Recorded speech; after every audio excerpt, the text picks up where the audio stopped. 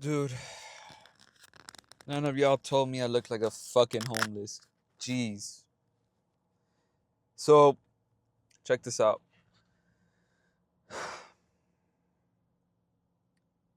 You're not a man.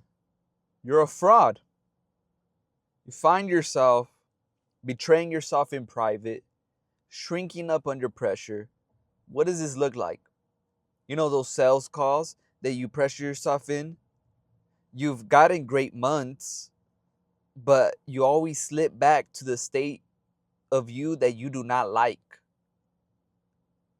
What does this look like in other areas of life?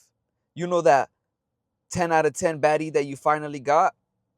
You're bold, you're confident, you're leading. Suddenly the pressure and the moment gets too big for you. You already know inside of you that it shouldn't be because you know how you should show up. But the truth is, the reason you don't show up as who you know yourself to be all the time is because you've been playing a fucking character the entire time. You've been playing a fraud the entire time. So the highest version of you is something you only access in a moment when you're not thinking, when you're fully present. Anytime that you're anxious about having to show up a certain way, trying to get to a certain state, it's because you have not internalized that that is who you are. The highest state of you, that is who you are. And you're chasing a version of you that you've seen in potential rather than realizing, oh fuck, that is me. Anytime you try to chase something, it runs away from you. It's like a cat, which is why, sidetracked, a woman are akin to cats. You got to let them come to you. Now, practically, what does letting things come to you look like? It means not overly gripping, pause, because, nobody likes to get over gripped, if you know what I mean. It means allowing the Most High to be able to give to you what you're looking to receive. It doesn't mean working yourself into the ground. It doesn't mean feeling restless. It doesn't mean feeling under pressure all the time. It means allowing yourself to be the man that you know you can be so you could receive the results that you know you can produce. When you try to replicate a certain state or a certain feeling so you could replicate the results that you want, it's because you're still attaching your worth to those results. So anytime things are high, things are going good, your state is affected with how good you're feeling. But when life hits you and you hit the gutter, you feel like shit. Why is that? Bad times are only bad times if you allow them to be bad times. The Most High does everything for us and gives us what we need so we can become better men. So if you frame a certain time frame as a bad moment, it will be a bad moment. Or you say to yourself, okay, all right, I know who the fuck I am. I'm going to go back to that state and even more. I'm going to reach a higher level, not because I'm trying to replicate that state, but because I'm a man who could replicate the results that he wants. He could produce the results that he wants and more. Great NBA players, great shooters such as Stephen Curry, they've trusted themselves so much and they've trusted their preparation. They don't have to wonder and try to state a feeling where they're unstoppable. They just know they're unstoppable. You have been playing a character. You have been allowing yourself to shrink under pressure because your worth is attached to your results, your outcomes. If your outcomes are doing bad, you're doing bad. If your outcomes are good, you're good. Do you see how volatile that is? Do you see how chaotic that is? But see, the sneaky thing is, if you're like me, you get activated by pressure. And that makes it worse because this is a subtle moment of self Sabotage. You need pressure to feel alive, but then you get overwhelmed with too much pressure. You need pressure to finally allow yourself to be who you are instead of being who you are, instead of embodying who you are. And you find yourself wondering, why the fuck can I go back to that version of me that was unstoppable, that, got all the girls, that fucking was closing every deal, that was fucking getting videos that was blowing up left and right, that was the business owner who was unapologetic, who didn't give a fuck? That is the pressure mechanism. That is a man who's been through the fire and has accepted that the fire is not going to burn him. It's going to mold him into the gold that he's meant to be.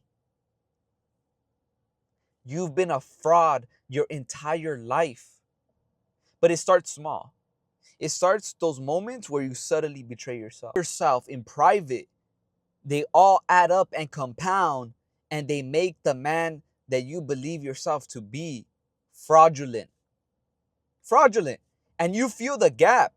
And that's what pisses you off, is that you feel the gap of all the fucking self-betrayal that you do, and you're thinking to yourself, why the fuck can I show up the way I want to? It's because however you do one thing is how you do all things. However you show up in one place is how you show up everywhere. You see, I was having a conversation yesterday with my brother, and we've been going back into approaching because, let's be real, a lot of the times I'm relaying a lot of these messages to myself and to y'all. So I'll be honest, this past month I had a lot of things going on personally. And on top of that, all the pressure of all the work that I've been doing finally caught up to me. So where do you think I've been the past couple weeks? Looking back at the version of me that was fucking unstoppable.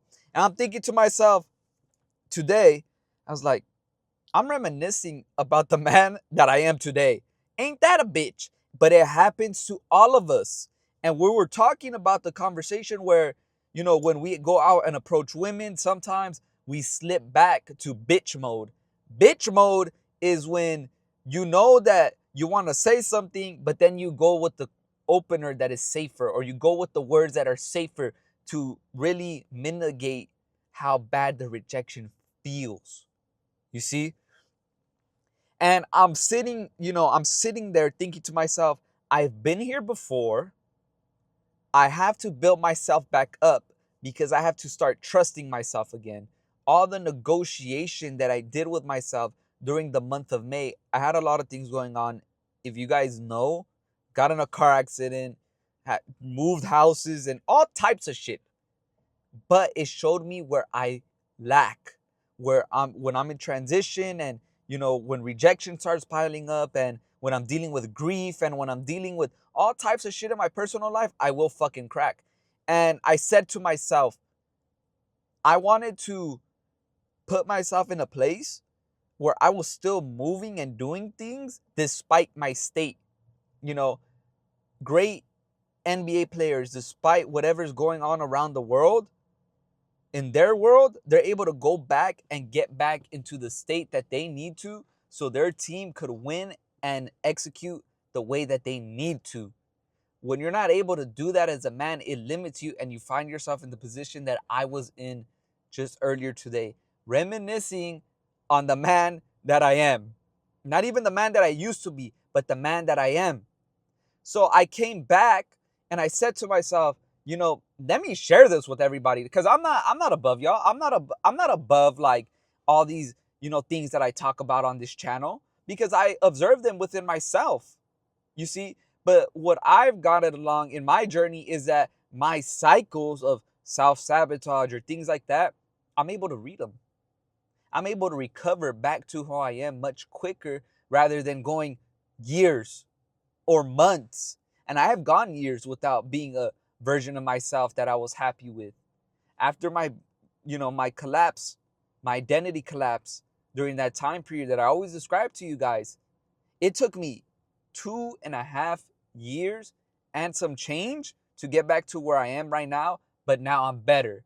And see, when you start to recognize who you are again after a major identity collapse, which is after a breakup, after losing a lot in your life, you begin to realize that the Most High was stripping you of all the things that you did not need so you could fully embody who you're meant to be. If you see loss as loss, it will feel like loss. But if you see